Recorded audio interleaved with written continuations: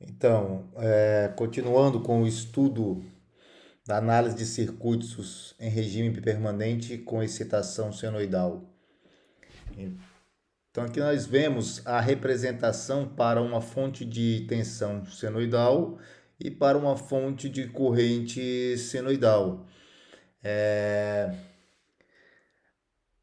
Na convenção, a polaridade da tensão e o sentido da corrente indicada, ele se refere ao semicírculo positivo.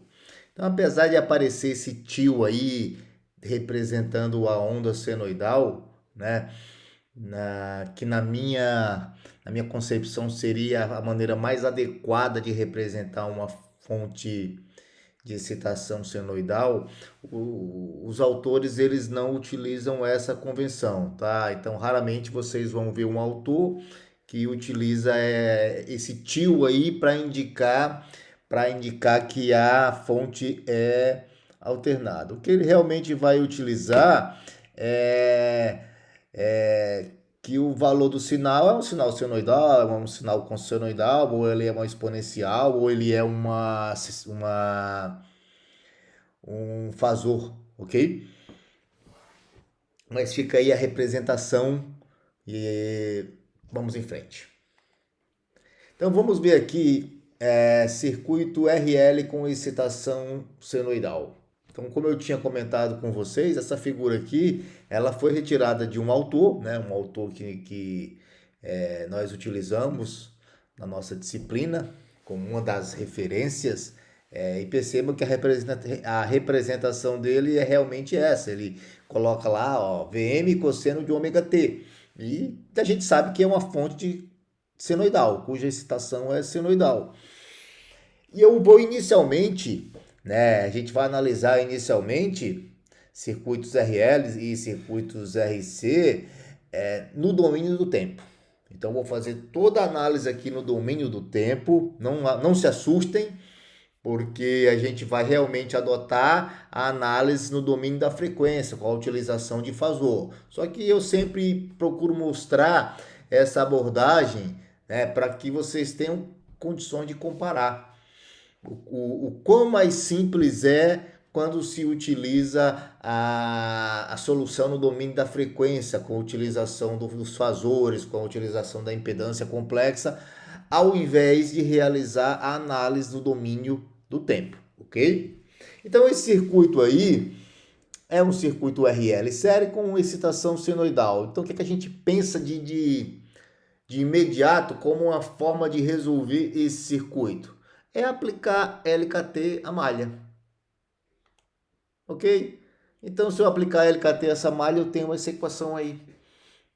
Uma equação que a gente pode resolver para nossa variável de interesse, né? Então, nossa variável de interesse aí, no caso, é a corrente, a gente pode resolver essa equação sem problema nenhum. O cálculo que vocês já possuem nesse momento já permite que vocês resolvam essa equação aqui com uma certa facilidade. Mas vamos em frente.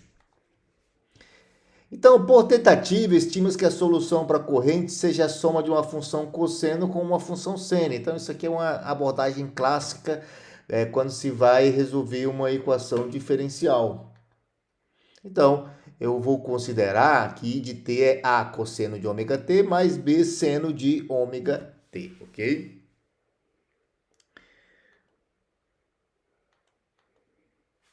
Então, vamos lá. Repetir as equações, nada de novo até aqui, né? A equação que eu obtive aplicando o LKT a essa malha. E embaixo a equação que eu estou admitindo como uma solução para para esse meu circuito. Então, o meu trabalho aí, nesse caso, é encontrar as constantes A e B, né? Então, do lado esquerdo da primeira equação, eu mantive Vm, lembrando que Vm é a amplitude do sinal senoidal, cosseno de ômega t é igual a L, aí d e dt é a derivada dessa corrente. Então, o que tem dentro do primeiro parênteses é a derivada da corrente, mais Ri. Então, o que tem dentro do parênteses aqui é a própria corrente, A cosseno de ômega t mais seno de ômega t. E aí agora a gente vai fazer aqui um arranjo algébrico dessa equação. Os termos em seno eu agrupei e os termos em cosseno eu também fiz o agrupamento. Ok?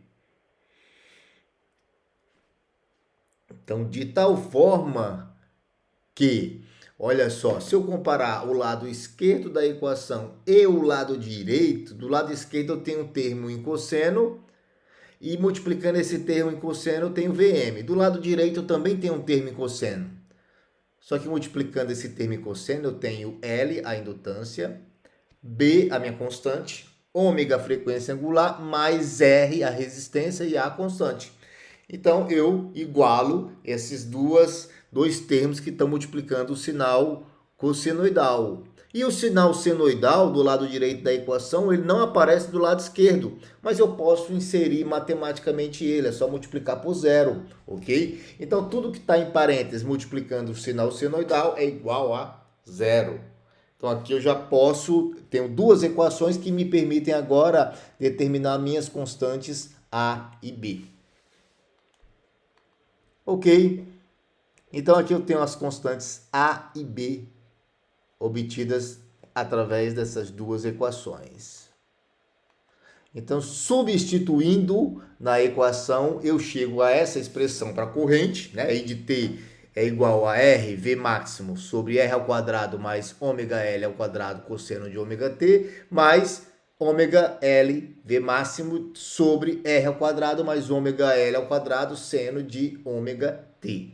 Então, como a nossa solução já está um pouco complexa, a gente vai utilizar algumas considerações trigonométricas, essas duas aqui, e vai já apresentar a equação depois de utilizar aquelas considerações trigonométricas, ok? Então eu chego numa expressão para corrente, né, em termos da função cosseno, que é a função de excitação, em que arco tangente de ômega L sobre XR é o meu ângulo de fase. E percebam que na frente desse ângulo tem um negativo. Então, sempre que aparecer esse negativo aí, é porque o sinal está atrasado em relação ao sinal de excitação. Então, vejam que lá no sinal de excitação, a fase não aparece ou ela é nula, né? Então, se não aparece a fase no sinal de excitação, ele é nulo, é igual a zero. E aqui eu tenho no sinal de corrente menos um determinado ângulo de fase. O que é que significa isso? Que o sinal de corrente está atrasado em relação ao sinal de tensão, que é a tensão de excitação do circuito. Isso faz sentido? Faz. Por quê? Porque quando o indutor é um componente que ele se opõe a uma variação instantânea de corrente, né? E isso provoca um atraso da corrente em relação à tensão quando nós temos um circuito com características indutivas, que é o caso, né? Que é o caso. Então, aqui nós temos, ó, aqui embaixo nós temos a impedância do circuito, ok? Então, eu tenho Vm dividido por raiz quadrada de R ao quadrado mais ômega L ao quadrado. A gente mais para frente vai ver que ômega L é a reatância indutiva do indutor, ok? Então, raiz quadrada de R ao quadrado mais ômega L ao quadrado é o que nós chamamos da impedância para esse circuito aqui. Então, se eu tenho tensão dividido por impedância, isso é corrente, ok? Então, isso é a amplitude da corrente. Isso é exatamente a lei de Ohm. Corrente, para circuitos em corrente contínua, corrente é igual a tensão sobre resistência.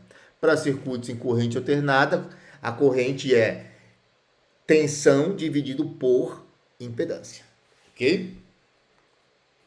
Então agora vamos fazer a análise de um circuito RC com excitação senoidal. Então tem um circuito RC paralelo, cuja excitação é senoidal, mas eu estou excitando esse circuito com uma fonte de corrente. E máximo cosseno de ômega t. Então I máximo é o máximo valor que essa corrente vai atingir, né? É a amplitude máxima da corrente.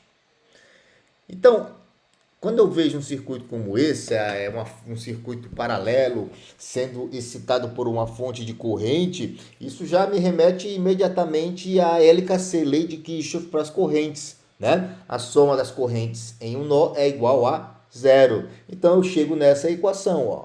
A corrente da fonte vai ser igual à corrente do resistor, V sobre R, mais a corrente no capacitor, que nós já vimos que a corrente no capacitor é CdV dt. Então, novamente, eu vou admitir que a minha diferença de potencial V, que é a minha variável de interesse, é a soma de um sinal senoidal com um sinal cossenoidal. Então, o lado esquerdo da primeira equação, eu repito, ok?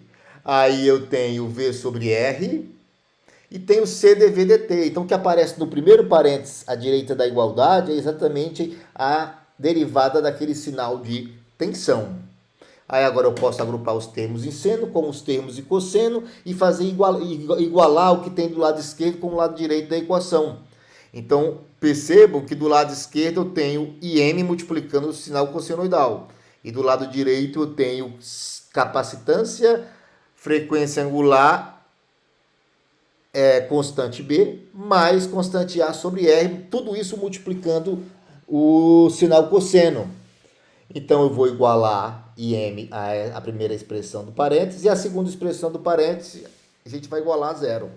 Então, agora eu tenho duas equações, né, em que eu posso obter as minhas duas constantes A e B a partir dessas duas equações. Então, aqui estão as duas equações, ok? Substituindo, eu tenho essa expressão para tensão no capacitor, né? E aqui eu posso organizar uma expressão para tensão no capacitor. E aí, novamente, apareceu aqui o sinal cossenoidal, cosseno de ômega t menos arco tangente de um determinado valor. Ou seja, arco tangente de RC ômega vai ser um ângulo. E apareceu novamente o sinal negativo. O que é que isso significa? Que o sinal de tensão nos terminais do capacitor está atrasado em relação ao sinal de corrente, que é o sinal que está alimentando o circuito. Isso faz sentido? Faz. Por quê? A gente viu que a corrente no capacitor é CdV dt, ou seja, a tensão no capacitor ela não varia instantaneamente, né? Então, o fato do capacitor não permitir uma variação instantânea de tensão faz com que a tensão no capacitor esteja atrasada em relação à corrente, ok?